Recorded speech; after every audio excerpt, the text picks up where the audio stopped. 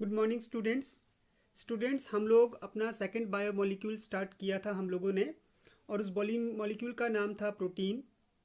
Protein में हम लोगों ने ये बात कर ली थी कि किस प्रकार से हम लोग अमीनो एसिड्स से मिलके हमारा प्रोटीन बनता है। अब हम बात करेंगे, आज हम इस वीडियो में एक नया टॉपिक शुरू करने जा रहे हैं, पेप्टाइड्स। ठीक है, तो पेप्टाइड्स क्या होते हैं उसके बारे में बात कर लेते हैं। Peptides are the compounds formed by the condensation of two or more same or different alpha amino acid. जब दो और दो से ज़्यादा एक जैसे या अलग अलग अमीनो एसिड्स जब आपस में कंबाइन करते हैं, कंडेंसेशन करते हैं, तो जो एक पॉलीमर आपके पास बनता है उसको बोला जाता है पेप्टाइड। हमारे पास अमीनो एसिड्स के बीच में कंडेंसेशन होती है। मान लो आपके पास दो अमीनो एसिड हैं, वो दोनों अमीनो एसिड अलग अलग हैं या सेम हैं, वो दोनों आपस में कंडेंस करेंगे, उनके बीच में कंडेंसेशन होगी और उस रिएक्शन और कंडेंसेशन के दौरान वहाँ से वाटर मॉलिक्यूल निकलेगा। हमें ये पता है कि एक अमीनो एसिड के स्ट्रक्चर में एक अमीनो ग्रुप होता है और एक तरफ हमारे पास आप बोल सकते हो कार्बोक्सिलिक ग्रुप होता है। तो एक अमीनो एसिड का एक कार्बोक्सिलिक ग्रुप और दूसरे अमीनो एसिड का एक अमीनो ग्रुप जब आपस में लिंक करेंगे, ज्वाइन करेंगे, तो जो बॉन्ड हमारे पास बनता है उस बॉन्ड को हम लोग बोलते हैं बेटा पेप्टाइड बॉन्ड या पेप्टाइड लिंकेज। जैसे हमने कार्बोहाइड्रेट में किया था कि दो अलग अलग तरह के या एक जैसे मोनोसेकेराइड की यूनिट जब आपस में जुड़ती हैं तो वहाँ पे एक लिंकेज बनती है ऑक्सीजन के थ्रू, उसको बोला जाता था ग्लाइकोसिडिक बॉन्ड। उसी प्रकार से जब दो एक जैसे या दो अलग अलग अमीनो एसिड्स आपस में जुड़ेंगे तो एक अमीनो एसिड का एक अमीनो ग्रुप और दूसरे अमीनो एसिड का कार्बोऑक्सिलिक ग्रुप जब ये आपस में ज्वाइन करेंगे तो वहाँ से एक वाटर मॉलिक्यूल निकल जाएगा। वाटर मॉलिक्यूल जब निकलेगा तो वहाँ से हमारे पास एक बॉन्ड बन जाएगा, CONH का बॉन्ड बन जाएगा, है ना। तो इस प्रकार का जो बॉन्ड बनता है उस बॉन्ड को बोला जाता है पेप्टाइड बॉन्ड। और ये पेप्टाइड बॉन्ड जो है ये प्रोटीन्स का एक स्पेशल कैरेक्टरिस्टिक्स होता है। आपके पास स्क्रीन के ऊपर एक डायग्राम आपको दिखाई दे रहा है। यहाँ पे देखिए दो अमीन्स इन्होंने लिए हैं, ग्लाइसिन और एलेनिन। यहाँ पे आप देखेंगे ग्लाइसिन का जो COOH ग्रुप है वो एलेनिन के NH2 ग्रुप अमीनो ग्रुप के साथ वो कंडेंस कर रहा है। आपस में वहाँ से एक वाटर मॉलिक्यूल निकल गया, हमारे पास एक बॉन्ड बन गया CONH। इस बॉन्ड को बोला जाता है पेप्टाइड लिंकेज।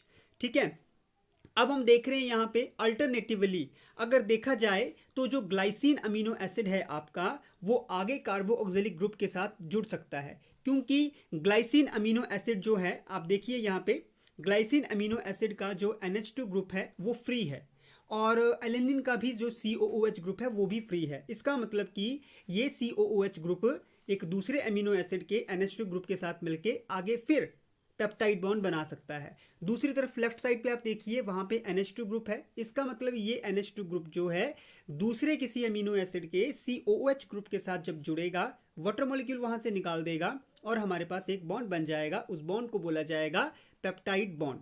ठीक है ना। तो हमारे पास आप देख रहे हैं इन दोनों अमीनो एसिड्स के दोनों साइड के ऊपर फ्री फंक्शनल ग्रुप्स प्रेजेंट हैं और ये फंक्शनल ग्रुप्स अगर आगे दोबारा से किसी दूसरे अमीनो एसिड मॉलिक्यूल के साथ जुड़ते हैं तो हमारे पास फिर से एक पेप्टाइड बॉन्ड बन जाता है।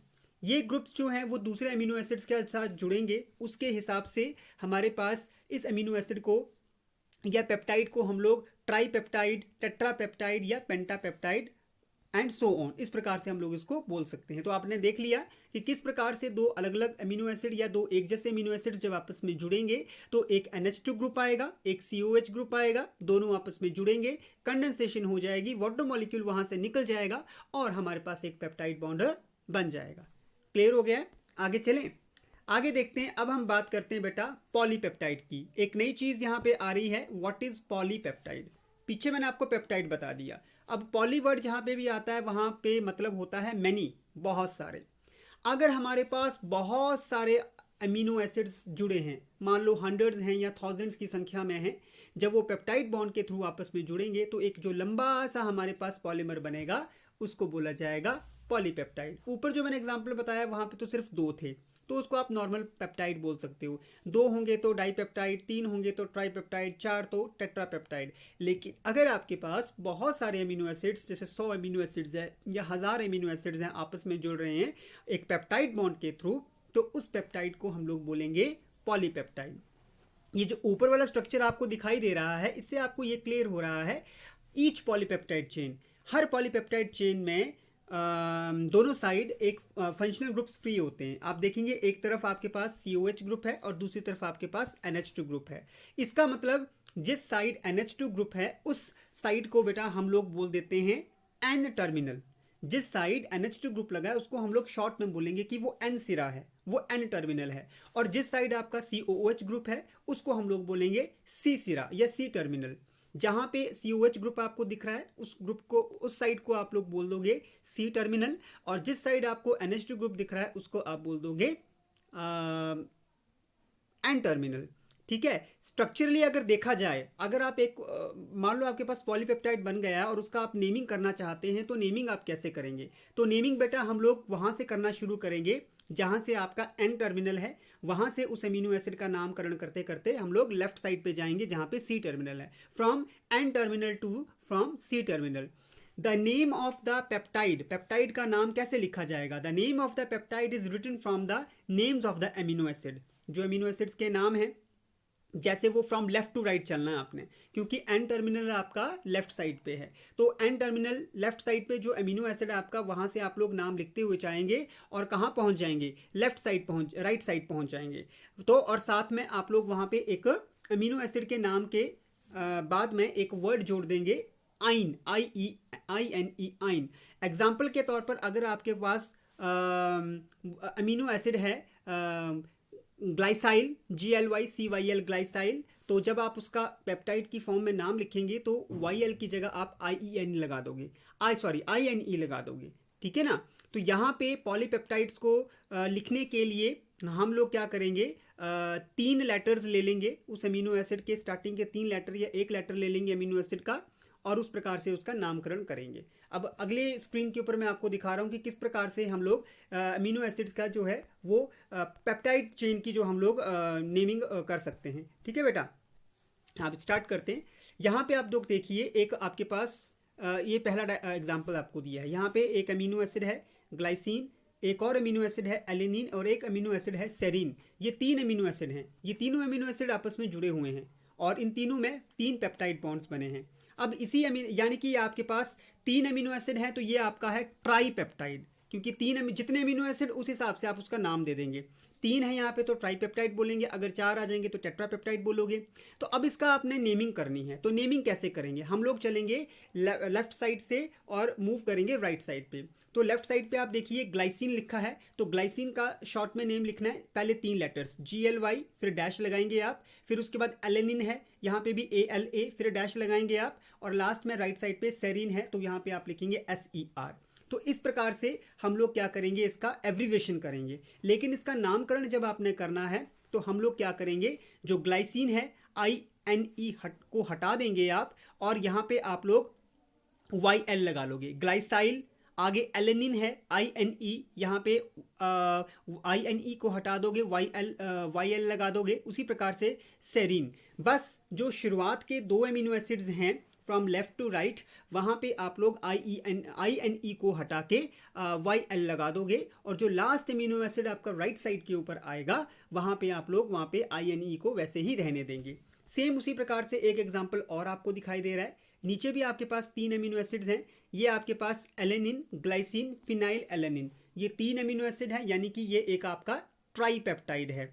यहाँ पे इसका नाम आएगा आपके पास एलेनाइल, ग्लाइसाइल, और लास्ट आएगा फिनाइल एलानिन। ठीक है ना। याद रखना है INE वर्ड सिर्फ राइट साइड वाले जो C टर्मिनल के ऊपर आपका अमीनो एसिड है उसी के साथ रहेगा। तो इस प्रकार से हम लोग एक पॉलीपेप्टाइड चेन को हम लोग नेमिंग कर सकते हैं।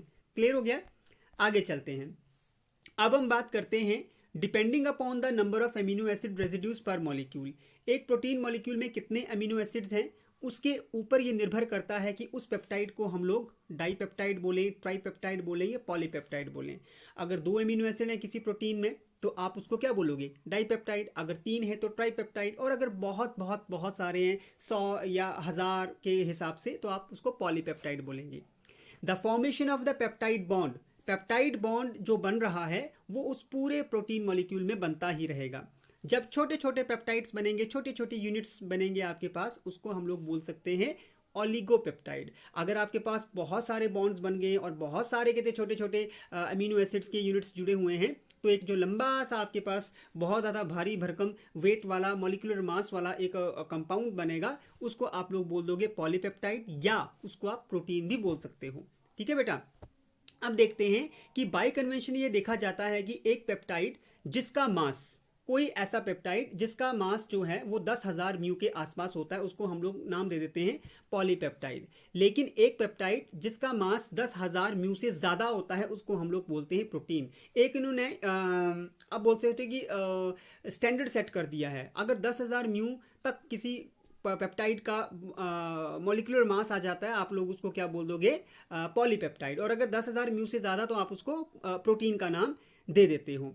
एक पॉलीपेप्टाइड, ठीक है, एक पॉलीपेप्टाइड जिसमें सिर्फ थोड़े से अमीनो एसिड्स लगे हुए हैं, उसको हम लोग प्रोटीन भी बोल सकते हैं अगर उस प्रोटीन का जो स्ट्रक्चर है वो एक वेल डिफाइंड है। ठीक है, उस प्रोटीन का जो स्ट्रक्चर है उसमें अमीनो एसिड्स के प्रॉपरली एक अरेंजमेंट में वो अरेंज है अमीनो एसिड्स, तभी आप उसको प्रोटीन बोलोगे, अदरवाइज नहीं बोलोगे। पॉलीपेप्टाइड्स जितने भी बनते हैं जिसमें बहुत सारे 100 या 1000 के हिसाब से अमीनो एसिड्स की यूनिट्स होती हैं, दे आर एम्फोटेरिक। वो बेसिक भी होते हैं और एसिडिक भी होते हैं। क्यों?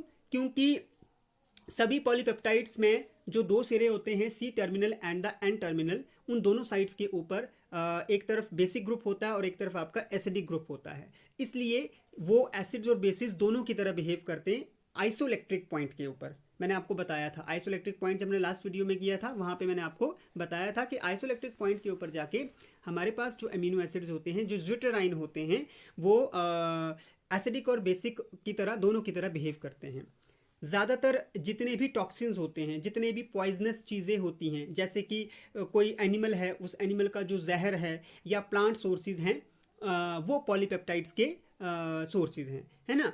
और एक डाईपेप्टाइड अगर आप लोग बनाना चाहते हैं, एक एग्जांपल आपको दिया गया है aspartyl phenyl alanine methyl ester, वो 100 गुना ज़्यादा मीठा होता है सुक्रोज से, and is used as sugar substitute. और शुगर ना यूज़ करके उसको हम लोग शुगर की जगह भी यूज़ कर सकते हैं। तो बेटा आज के वीडियो में हम लोगों ने ये बात की कि पेप्टाइड्स क्या हैं, पेप्टाइड बॉन्ड कैसे बनता है, फिर हम लोगों ने देखा कि पॉलीपेप्टाइड क्या है। जब बहुत सारी यूनिट्स आपकी आपस में जुड़ गई हैं तो अमीनो एसिड्स की, तो एक लंबी सी चेन बन गई है पॉलीपेप्टाइड। एक सिरे को एन टर्मिनल बोला जाता है, दूसरे सिरे को सी टर्मिनल बोला जाता है। और जब भी कहते हैं हम लोग ऐसे पेप्टाइड्स का नामकरण करते हैं, नेमिंग करते हैं, तो हमेशा लेफ्ट साइड से नाम करते करते आप लोग राइट साइड की तरफ जाएंगे। जो स्टार्टिंग के दो अमीनो एसिड्स होते हैं उनका नाम जैसा है वैसा ही लिखा जाता है, लेकिन जो राइट साइड के ऊपर जो सी टर्मिनल के ऊपर जो अमीनो एसिड है उसको INE वर्ड के साथ ही लिखा जाता है। बाकी सारे अमीनो एसिड्स के INE को हटा के हम लोग क्या करते हैं, वहाँ पे YL लगा देते हैं।